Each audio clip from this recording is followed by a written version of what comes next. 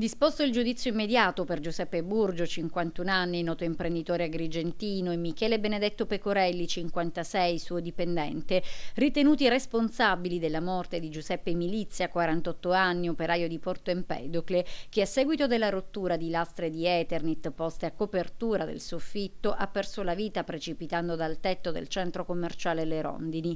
Secondo le prime ricostruzioni di polizia e procura, Milizia la mattina dell'11 ottobre 2014 stava lavorando sul tetto del centro commerciale per ripulire le caditoie dagli escrementi di uccelli.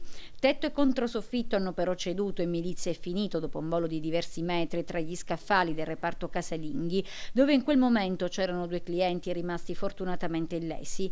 L'uomo è arrivato in codice rosso, in arresto cardiorespiratorio e con un politrauma al pronto soccorso dell'ospedale San Giovanni di Dio di Agrigento, dove i medici hanno tentato inutilmente tutte le manovre di rianimazione.